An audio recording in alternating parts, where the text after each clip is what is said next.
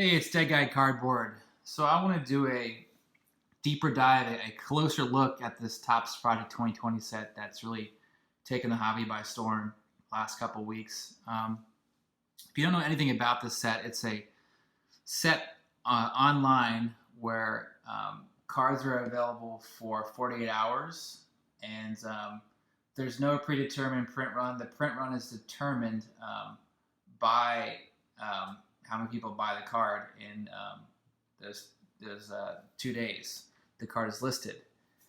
And there's 20 different artists that Topps commissioned to do 20 different baseball cards, and these 20 different baseball cards are iconic cards like the Ricky Henderson rookie, the Mike Trout rookie, the Frank Thomas rookie, etc.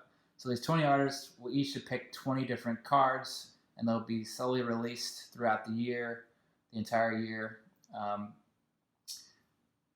And so this is really interesting because these cards were they go for $20 for one card, and I think they go for $35 if you buy two of them at once, because there's two cards that come up every day, I believe, and every 2 days is when they sell out. But these cards are going for $500, $700 plus, so it's just a crazy spike in price. So I wanted to answer two questions. Are art collectors or streetwear enthusiasts, sneakerheads, whatever you want to call them, flocking into the baseball card hobby as a result of the sets? And what will be the long-term value of these cards? Okay, so let's get into the art collectors, the sneakerheads, the streetwear enthusiasts. To really get into that, let's show the fan base of these 20 artists. So what I did is I ranked them from most popular to least popular, and these rankings are based off their Instagram following. And I think Instagram following is actually a pretty good indicator of how popular these artists are, because Instagram is the modern day art gallery. It's a digital art gallery. So if a person has a lot of followers, it's a clear indicator that their art is pretty popular. So number one is Ben Baller. He has 1.4 million followers. Now, he's known more for making jewelry than he is for making traditional artwork, and that's part of the reason why he has such a big fan base. He's also a music producer, so he's sort of a mini celebrity in and of himself. Number two is Mr. Cartoon. He has 643,000 followers. He also does not do traditional art. He does. He's mostly known for doing tattoos, and a lot of celebrities have his tattoos. Number three is Don C. He has 400,000 followers. Now, he's a guy that's, a lot of streetwear hype beast people, sneakerheads follow him because he's a streetwear designer, and he's also best friends with Kanye West. And, Kanye West is also big in the streetwear scene with his Yeezy collection and his clothes. Number four is Joshua Vides at 164,000. And number five is Ermsey at 102,000. And then you can check out the rest and screen grab it. I'm not going to go through each one and list their followers, but those are the top five. So, looking at that list of these different artists and their popularity, you think, okay, well, there's a pretty good amount of fan base. Some of these artists have 100,000 plus followers or 80,000 plus followers on Instagram. So maybe that will increase people's interest to come to the hobby. I do not think that's the case. Now, how can I kind of prove that? I mean, there's no actual way to prove it, but the best way to kind of analyze that is to look at the print run. What are the top 10 highest print runs of this Topps Project 2020 set? And compare it to another set that's very similar to the Topps Project 2020 set, and that is the Topps Living set. This is a set that came out in 2018. Same concept, where you have a few days to buy the card. There's no preset print run. It's just the print run's based off how many cards are bought in that little window of time to buy the card. And these cards were all painted by the same artists, so it's a little different. The Topps Project 2020 set is the cards are 20 different artists, but same idea. It's artwork of baseball players, and there's a short amount of time to buy these cards. So if you put these two print runs, the highest print runs together of the Topps Project 2020 set and the Topps Living set from 2018, and it's an onward set, it's still happening, you'll see that a lot more people are buying the Topps Living set than they are buying the Topps Product 2020 sets. The number one highest print run for the Topps Living set is the Ronald Acuna at 46,000 copies, and you got Soto at 28,000, Torres at 28,000, Vlad at 27,000, and so forth. Now, if you look at the highest print run of the Topps Product 2020 set, it's the Ben Baller Mike Trout at 34,000. Then next is the Andrew Talley Derek Jeter at 20,000, the Fushi Mike Trout at 16,000, the Ermsey Gibson 18,000, and the list goes on and on. So if you see these two, together, you'll see that the Topps Living set has done much better than the Product 2020 in terms of how many people are buying these cards on demand.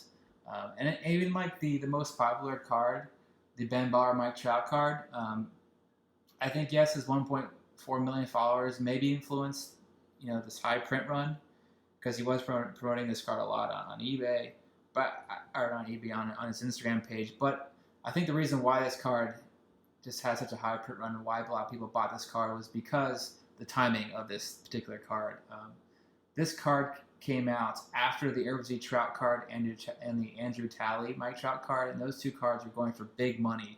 So people just assumed, okay, the next Trout card that comes up, I'm going to buy it because these other Trout cards in the Topps Product 2020 set are doing very well. And lo and behold, the Ben Baller Mike Trout was the next Trout card to pop up. So I think that was a pretty big indicator about why this card has such a high print run. But again, I think the Topps Living set overall, if you look at the print run compared to the Product 2020, it did better. Not by a huge amount, but if there were people from the sneakerhead art community flocking to this hobby as a result, then I think the print run will be much higher than the Topps Living set, and that's not the case. Another reason I don't think that art collectors specifically are not flocking to the card hobby right now and picking up these cards is because in the art collecting world, an art piece printed more than 850 copies is considered a lot. So even a card like the most short printed card right now in the set, which is the Tyson Beck Dwight Gooden card at 1,665 copies, that is considered quite a lot in the art world. Rare in the art world is a piece of art that's been printed to 250 or less. So 1,065 copies is not considered rare in the art world. So I don't think a lot of art collectors are flocking to the set because they're seeing these high print runs and they don't consider a card printed 1,000 or more is considered that rare. Okay, so what will be the long-term value of these cards? Isn't that just the big question? So here are the top 10 highest selling cards as of the making of this video. Number 1 is the Ben Baller Ichiro card. It's selling for $900. Number 2 is the Tyson Beck Dwight Gooden card. That's, like I said, is the most short printed card in the set right now. That's selling for $850. Number 3 is the Ermsey Mike Trout card. That's selling for $700 to $800, maybe a little more depending on the eBay listing. And then I won't read the rest. You can check it out and screen grab it for yourself. But yeah, so the Ben Baller card is the number 1 card in the set. Ben Baller Ichiro card, which I think is the reason why this card is selling for so much money. It's relatively short printed, but it doesn't even crack the top 10 in most short printed. Here I'll show the top 10 most short printed cards next to the highest selling cards, and you'll see that yes, most of these cards in the top 10 highest selling list does coincide with them being short printed, and I think the reason why the Ben Baller card is number 1 is because it's the number 1 card in the set. People love number 1 cards in any sets, and it makes sense for Tyson Beck Dwight Gooden because that's considered the most scarcest card in the set. And then of course number 3, the Ermsey Mike Trout card. That was a card first card to break $100, so that will always be a pretty valuable card in the sets. Okay, so what will be the long-term value of these cards? You're seeing these crazy prices: $900, $850, $375, $300 for all these different cards. That's a lot of money considering these cards really originally sold for $20 just a couple weeks ago. So If you look at the Topps Living set for a reference, which is the closest thing we have as a reference for value, I do not think the Topps Product 2020 cards will maintain their value. The Topps Living set cards, the original like 100 cards printed, have not maintained their value. They've all gone down. The biggest card for the Topps Living set for the longest time, and maybe still is the number 6 Nick Markakis card. You're probably thinking, Nick Markakis? Like, if you're not familiar with baseball, you probably have no idea who this guy is. Well, the reason why this card is considered the best card to get from the set is because for the longest time it was the scarcest card. It's, you know, this card came out early on in the set when no one was really paying attention to Topps Living. It only has a print run of 2,678. This card, this Nick Markakis card, at its height, and I think right now we're at the height of Product 2020 in terms of how these cards are selling. At its height, this Nick Markakis card was selling in August of 2018 for $250 raw. Now it sells for $75.